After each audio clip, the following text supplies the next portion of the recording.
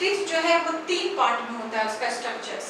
जैसे कि एक तो सीमेंटिंग एरिया कह लें, चाहे जहाँ से वो जुड़ता है। सपोज कि ये मैं मोलर प्री मोलर का मैं एक डायग्राम बना रही हूँ। इसमें क्या होता है कि ये कुछ जो है वो 3 रूट होता है, कुछ सिंगल रूट का भी होता है टीथ जो है। तो ये एरिया जो होता है वो हमारे टीथ सॉकेट में, जॉ सॉकेट, हमारे जो जॉ है अपर एंड लोअर, ऊपर और नीचे। तो इसमें क्या है कि आप जो अपर वाला जो जॉ है दैट इज नॉन मूवेबल। ये जो हम लोग बात करते हैं, बोलते हैं, खाते हैं, तो सिर्फ ये जो लोअर जॉ है यही मूव करता है, अपर जॉ मूव नहीं करता है, that is fix to the skull. तो इसमें क्या है कि इस जॉ में ऊपर या नीचे उसमें एक सॉकेट है, मीन्स की एक कैविटी है जहाँ पर ये रूटेड होता है। ये इतना इसका मीन्स हम लोग कहेंगे कि 3 गुना पार्ट जो है टीथ का, जो हम लोगों को दिखाई देता है उसका 3 गुना पार्ट जो है वो रूटेड होता है, तब जाके दांत हम लोगों का इतना मजबूत होता है कि वो टूटता नहीं है।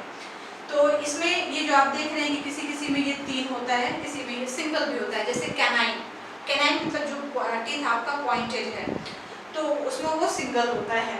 सीजर, इन सीजर में सिंगल होता है। तो ये एरिया जो है इसको रूट कहेंगे। ये बीच वाले एरिया को, जहाँ पर जिस एरिया को गम जो है, मसूड़ा जो है वो ढक कर रखा है। जैसे आप अगर दांत बनाते हैं तो आप देखते हैं उसमें इस तरह का ये वाला एरिया जो रेड रेड होता है, ये इसको गम कहते हैं हम लोग। तो जो ये इस एरिया से जो घिरा हुआ है, ढका हुआ है, उसको हम लोग कहते हैं neck. This is the neck region of teeth. और ये जो दिखाई दे रहा है ऊपर में, इसको कहते हैं क्राउन। सो टीथ का 3 पार्ट हो गया, crown, neck and root. Crown जो है ये बेसिकली ये वाइट है और शाइनिंग होता है। तो जो शाइनिंग होता है टीथ का, वैसे तो टीथ जो है वो कैल्शियम फास्फोरस बेसिकली उसका बना होता है, लेकिन जो उसका शाइनिंग और जो आउटर लेयर जो है जो शाइनिंग देता है वो बना होता है इनामेल। इनामेल के लिए हम लोग कहेंगे कि enamel is the hardest substance in the body. हमारे बॉडी में सबसे हार्ड अगर कोई एलिमेंट्स, कोई केमिकल्स है, कोई केमिकल कंपाउंड है तो वो है इनामेल। और इसके वजह से हमारा जो टीथ है वो शाइनिंग करता है।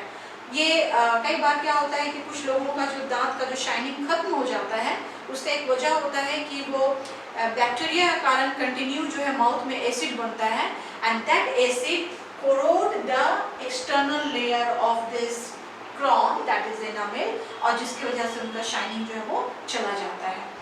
सो बच्चों में क्या होता है कि टीथ जो होता है, हम कहते हैं मिल्क टीथ है, वो गिर जाता है और फिर से जो है नया टीथ आता है। लेकिन बड़ों में मतलब एक बार वो गिर जाने के बाद फिर जो दोबारा टीथ जो आता है वो अगर फिर से गिर गया या टूट गया तो वो फिर दोबारा वो नहीं होता, that is a permanent teeth. तो हम लोगों के पास जो है वो कितने 4 तरह के हम लोगों के पास टीथ है। तो देखें वो कौन कौन सा है। सो हम लोगों के पास 4 तरह का टीथ है, that is incisor,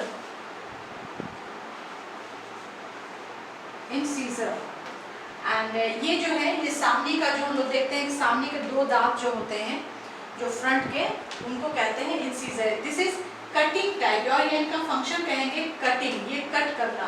herbivores animals में ये जो है इंसीजर जो है वो बहुत ही शार्प होता है, क्योंकि उनका क्या होता है, वो कैटल है, उनका काम होता है काटना। काट कर वो डायरेक्ट क्या करते हैं कि वो मोलर प्रीमोलर को दे देते हैं उसको पीसने के लिए। तो इंसीजर का काम है कटिंग। नेक्स्ट है कैनाइन। कैनाइन जो है वो हमारे साइड में आप देखें, साइड में जो है वो पॉइंटेड होता है टीथ, दोनों तरफ एक एक, दोनों मिलाकर 4। तो कैनाइन जो है इसका हम लोग कहते हैं कि दिस इज टीयरिंग टीथ है ये।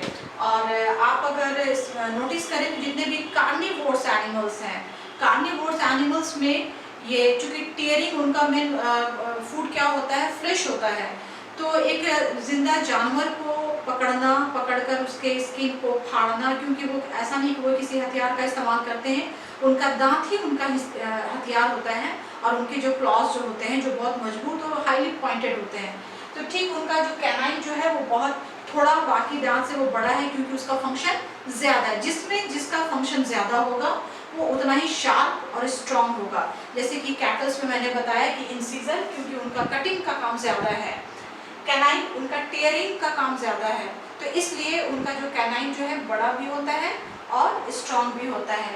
एक और चीज यहाँ पे मैं बता दूं कि जो स्नेक्स होते हैं उनके जो दांत होते हैं उनको फैंक्स बोलते हैं, फैंक।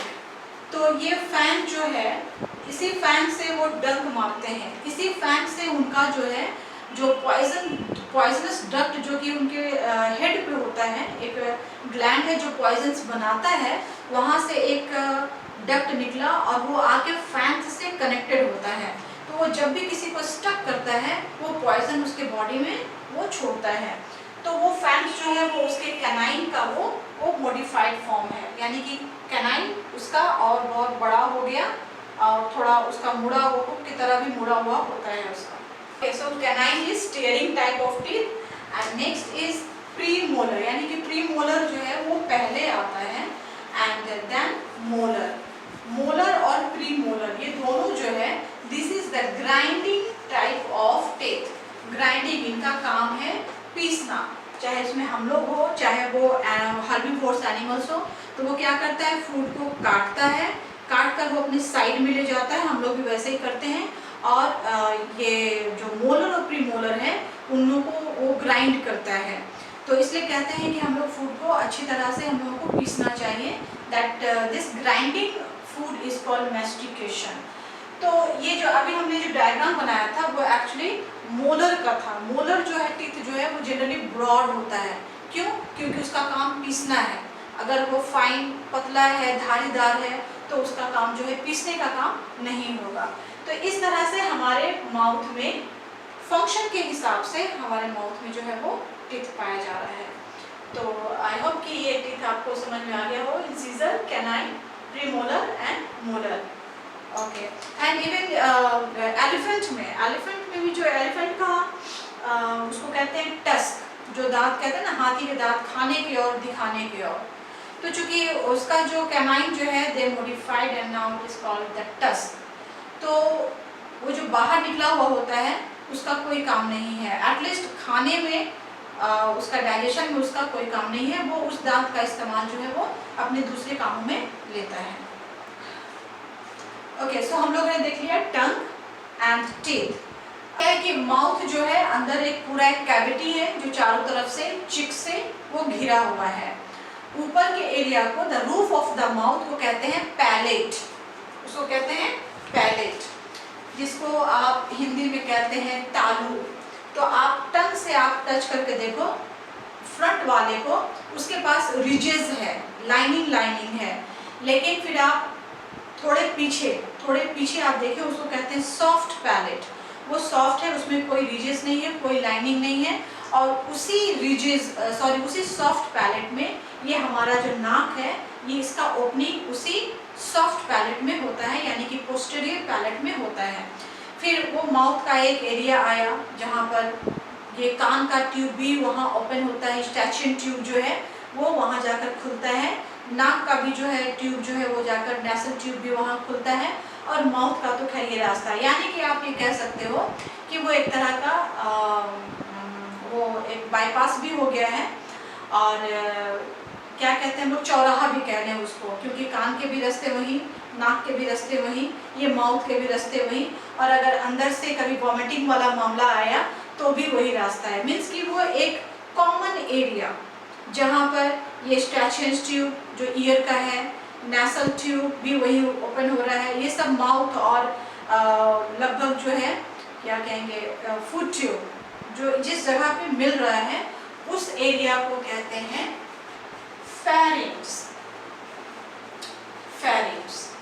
ओके, तो अब हम लोग जैसे ही उतरते हैं फेरिंग्स से अब थोड़ा नीचे आते हैं, जिसको हम लोग कहेंगे फूड पाइप। तो फूड पाइप एंड आपके फ्रंट पे जो है वो एयर पाइप है, यानी कि लंग्स का ट्रैकिया है। तो आपको इसको कैसे आप इमेजिन करोगे, जस्ट कि एक पाइप आप लें, वो सामने में है, तो वो पाइप जो है वो लंग्स का है, उसमें फूड नहीं जाता। उसके ठीक पीछे में एक पाइप है जो कि फूड पाइप है, और माउथ हम लोगों का आगे है। तो जब आप फूड भेजते हैं, फूड जब जाता है तो यानी कि वो ट्रैकिया से होते हुए वो फूड पाइप में जाता है। तो ऐसे में क्या है कि एक्सीडेंट का चांसेस बहुत बढ़ सकता है। तो एक स्ट्रक्चर से, जैसे यहाँ पे मैं आपको ये डायग्राम में दिखा दूँ कि ये ट्रैकिया, ये इस तरह से कार्टिलेज बोन का ये बना हुआ है, और ये हम लोगों का माउथ, ये यहाँ से कोई फूड गया तो ये इससे होते हुए ये अंदर जाएगा। जब हम लोग फूड को चबाकर उसको अंदर करते हैं तो वैसे कंडीशंस में यहाँ पर एक फ्लिप लाइक स्ट्रक्चर है, उसको कहते हैं एपिग्लॉटिस। एपिग्लॉटिस, ये एपिग्लॉटिस इस फूड पाइप को ये कवर कर देता है और फूड उससे होते हुए इस फूड पाइप में चला जाता है। क्योंकि अगर विंड पाइप में यानी ट्रैकिया में अगर फूड या वाटर चला जाता है तो पहले तो हम लोग सरकते हैं, जैसे सरकना कहते हैं, किसी ने याद किया, किसी के पास इतना टाइम नहीं है कि वो आपको बैठकर याद करेगा। वो इसलिए होता है क्योंकि बाय मिस्टेक कुछ भी अगर थोड़ा सा भी अंदर इम्बैलेंस होता है एयर का, तो वैसे कंडीशंस में क्या होता है कि जैसे हम लोग कहते हैं कि खाने के टाइम में बात नहीं करना चाहिए।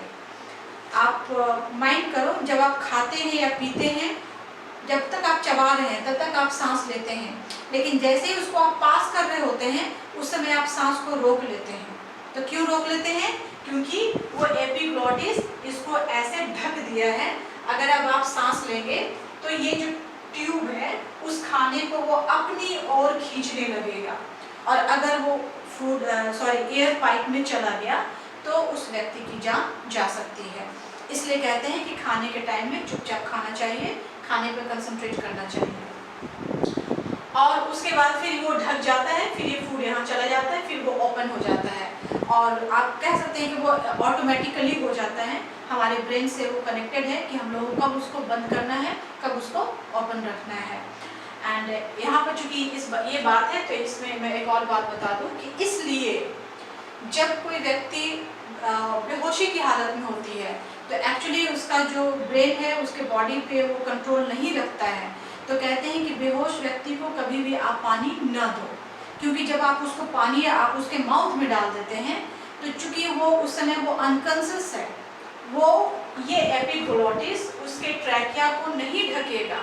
चूंकि आप अच्छे काम करने जा रहे हैं लेकिन अननोइंगली जब हम नहीं जानते हैं और ऐसा करते हैं तो वो पानी उसके ट्रैकिया में चला जाएगा, क्योंकि वो बेहोश है, वो उसका माइंड जो है उसको वो कवर नहीं कर पाएगा, और ऐसे में व्यक्ति जो है उसकी मौत, वो सोए सोए ही उसकी मौत हो सकती है। तो ये रीज़न है उस समय पानी क्यों नहीं देना चाहिए, ये रीज़न है कि खाते वक्त बात क्यों नहीं करना चाहिए, ये रीज़न है कि हम सरकते क्यों हैं। तो सरकते जो है दैट इज़ कि एक आउटवर्ड फोर्स हम क्रिएट करते हैं कि जो चीज़ एयर पाइप में जा रहा हो वो ना जाए और उसको हम बाहर खींच लें। तो वैसे कंडीशंस में क्या होता है, आप देखें कि जो लोग बहुत ज़्यादा सरकते हैं या तो उनका पानी या खाना नाक में चला जाता है, माउथ से बाहर आ जाता है, वो जो एक्सटर्नल फोर्स, जो आउटवर्ड फोर्स लगता है वो बहुत ज़्यादा होता है। और चीज़ मैं माउथ के टाइम में मैं बताना भूल गई कि जब हम लोग खाना खाते हैं तो खाना खाने में जो टेस्ट बर्ड है, सिर्फ टेस्ट बर्ड ही प्ले रोल नहीं करता, हमारा ब्रेन जो है वो भी बहुत हेल्प करता है खाने को खाने के लिए और सलीवा निकालने के लिए। फॉर एग्जांपल जैसे कहते हैं कि जो गर्म खाना होता है, जो गर्म खाना या गर्म खाना खाना चाहिए, जब गर्म खाना खाने से उसका डाइजेशन जल्दी होता है, उसका वजह क्या है? जब आप गर्म खाना गर्म किए होते हैं तो जो वेपर होता है वो फूड का एरोमा लिया होता है, तो जो एरोमा निकलता है वो आपके नाक में भी जाता है, नाक से होते हुए आपके ब्रेन को जाता है कि फूड का क्या स्मेल है, क्या किस टाइप का फूड है, वो आपका फेवरेट है या नहीं है। अगर वो फेवरेट है तो वो क्या है कि ब्रेन जो है वो आपके माउथ को रेडी करता है, मीन्स कि थोड़ा एक्स्ट्रा सैलिवा निकलता है, और जब एक्स्ट्रा सैलिवा निकलता है तो ऑफ कोर्स फूड का जो डाइजेशन है वो और अच्छे तरीके से होगा। तो इस तरह से जो फूड जो है, अब आप माउथ में देखिए उसको मैस्टिकेट कर लिए, एक और पॉइंट छूट गया था, फूड को मैस्टिकेट कर लिए, उसमें सैलिवा मिक्स कर लिए, अब फूड जो है माउथ का वो इस फूड पाइप में आने को तैयार है, तो वैसे कंडीशंस में उस फूड को हम लोग कहते हैं, यानी कि food in the mouth is called bolus which is partial digested. यानी कि हम लोग देखे थे कि माउथ में सैलिवा था, सैलिवा में टाइलिन था जो कि स्टार्च को डाइजेस्ट कर रहा था, तो वो पार्शियल डाइजेशन हुआ। तो यानी कि जो फूड में माउथ में जो फूड है और अब वो लगभग जो है वो स्टोमक में जाने के लिए है, तो उस फूड को कहेंगे बोलस। ओके, अब ये जो फूड है वो इस ओसोफेगस से होते हुए कहाँ आएगा? स्टोमक में आएगा। तो ऐसा नहीं है, ऐसा कोई वो हम लोग देखते हैं ना कि हमारे घरों से जो ऊपर से पाइप लगा होता है, नीचे पानी डाला गिर गया, कचरा डाला, आपको एक आवाज आएगा टप से कचरा नीचे गिर जाता है। तो ऐसा नहीं होता कि फूड यहाँ आया, ये टप से स्टोमक में गिर गया। तो यहाँ पर जो है एक रिदमिक कॉन्ट्रैक्टाइल मूवमेंट होते रहता है हमारे इस पूरे एलिमेंट्री कैनाल में, ताकि फूड जो है वो वन पार्ट से अनदर पार्ट में मूव हो सके। तो उस मूवमेंट को, उस रिदमिक मूवमेंट को कहते हैं peristaltic movement. Peristaltic movement. Okay, इसको हम लोग कुछ ऐसे समझें कि जैसे हम लोग पेस्ट से टूथपेस्ट से हम लोग को पेस्ट निकालना होता है, तो हम लोग दबाते हैं और वो पेस्ट बाहर आ जाता है। तो इसमें भी कुछ इसी तरह का है कि सपोज ओके, अभी फ्रेश ओसोफेगस दिख रहा है। ओसोफेगस ये भी एक क्वेश्चन है, एलिमेंट्री कैनाल का वह पार्ट जहाँ पर डाइजेशन नहीं होता है, दिस इज ओसोफेगस। ओसोफेगस में किसी भी तरह का डाइजेशन नहीं होता है, this is only the passage which connect the mouth to the stomach and nothing else. तो इसमें क्या होता है, दिस इज हाईली मस्कुलर। जब इस खाली ट्यूब को भी अगर आप ऐसे करके देखना चाहो तो आप उसको नहीं देख सकते हैं। तो उसमें क्या होता है कि एक फोर्स के साथ फूड आया, सपोज कि ये फूड जो है वो यहाँ पर आ गया, तो यहाँ पर जो है आप जैसे इसको ऐसे करके आप इसको दबा दो तो ये फूड जो है वो आगे बढ़ेगा। फिर यहाँ पर जैसे ये दबा और फूड आगे बढ़ गया, ये रिलैक्स हो जाएगा। फिर जहाँ पर फूड है फिर वो वहाँ पर कॉन्स्ट्रिक्ट करेगा, फिर ये फूड जो है वो आगे बढ़ेगा और फिर यहाँ पर ये रिलैक्स हो जाएगा। तो ये इस तरह का कॉन्ट्रैक्ट रिलैक्स ये पूरे इस ट्यूब्यूलर स्ट्रक्चर्स में होता रहेगा, ताकि फूड एक पार्ट से दूसरे पार्ट तक मूव कर सके और वो चल सके। ऐसे करते करते ये फूड आ गया हमारा स्टोमक में, लेकिन इस स्टोमक में यहाँ पर एक स्ट्रक्चर्स है जिसका नाम हमने लिखे अभी, इसको कहते हैं ये वो एरिया है जहाँ पर स्टोमक टाइटली बंद है, टाइटली, वहाँ से वो कुछ लीक होकर ऊपर नहीं जा सकता है। ठीक उसी तरह से यहाँ पर भी एक जो ओपनिंग है, ये भी यहाँ पर भी ये टाइटली क्लोज्ड है, मीन्स इधर से भी ये इधर से भी। इसको कहते हैं कार्डियक स्फिंक्टर। कार्डियक स्फिंक्टर, और इसको कहते हैं पाइलोरिक स्फिंक्टर। पाइलोरिक स्फिंक्टर, तो इनका भी एक पर्पस है। मीन्स मैंने शायद किसी क्लास में मैंने ये डिस्कस किया था कि दांत का काम आंत को नहीं देना चाहिए, मीन्स पीसने का काम। जब आप फूड का मैस्टिकेशन ठीक से नहीं करते हैं तब वो स्टोमक में आता है, ये बंद हो जाता है, दोनों एरिया जो वो टाइटली बंद हो जाता है, और ये इस तरह का एक प्रोसेस जो है ये स्टोमक में ऐसा होता रहता है, ताकि वो जो आप सेमी सॉलिड फूड को जिसको आपने मैस्टिकेट ठीक से नहीं किया है उसको वो और पीसते रहता है। तो यहाँ पर जब स्टोमक उस फूड को जब पीसता है या उसको सेमी सॉलिड फ्लूइड में कन्वर्ट करता है, सेमी फ्लूइड का है उसको, उसमें जब वो कन्वर्ट करता है उसको, तब उस प्रोसेस को कहते हैं churning. The process is called churning. और अगर यहाँ से ये टाइटली क्लोज्ड नहीं होगा, means this both sphincter prevents the backflow of the food. यानी कि अगर ये यहाँ से ऐसे दबा तो ये फूड जो है वो ऊपर ना चला जाए, ये यहाँ से निकलकर यहाँ ना आ जाए। इससे बचने के लिए ये दोनों स्फिंक्टर बहुत ही टाइटली क्लोज होते हैं और फिर फूड का चर्निंग जो है वो होता है। मैं यहाँ से फिर से याद दिला दूँ कि अभी हम लोग पढ़े गैस्ट्रिक ग्लैंड, गैस्ट्रिक जूस था। गैस्ट्रिक जूस में जो है एंजाइम्स जो है, जो पेप्सिन था वो प्रोटीन को डाइजेस्ट किया, रेनिन जो है वो मिल्क प्रोटीन को डाइजेस्ट किया, और यहाँ पर पाया जा रहा था HCl जो कि एसिडिक मीडियम देता है, क्योंकि जो फूड आया है माउथ से, माउथ का सैलिवा का नेचर क्या था, अल्कालाइन। तो यहाँ पर अल्कालाइन मीडियम में पेप्सिन कभी भी पेप्सिनोजेन से कन्वर्ट नहीं होता और वो प्रोटीन को डाइजेस्ट नहीं करता। तो प्रोटीन को डाइजेशन हो इसलिए यहाँ पर हाइड्रोक्लोरिक एसिड है, ताकि जो गैस्ट्रिक जूस है वो डाइजेशन का काम कर सके। नेक्स्ट हमने ये भी आपको बताया कि जो म्यूकस लेयर है, म्यूकस लेयर जो है जो स्टोमक वॉल को सेल्फ डाइजेशन से बचाता है और साथ ही साथ इस हाइड्रोक्लोरिक एसिड से भी उसे बचाता है। एक और चीज़ है यहाँ पर कि जब हम लोग कई जैसे देखते हैं कुछ लोगों को एक प्रॉब्लम है दैट इज कॉल्ड अल्सर, और इसको पेप्टिक अल्सर कहते हैं या फिर गैस्ट्रिक अल्सर कहते हैं। Ulcer is nothing other than a lesions और wound in the alimentary canal. अगर वो स्टोमक में है, चांसेस ज़्यादा स्टोमक का होता है। क्यों?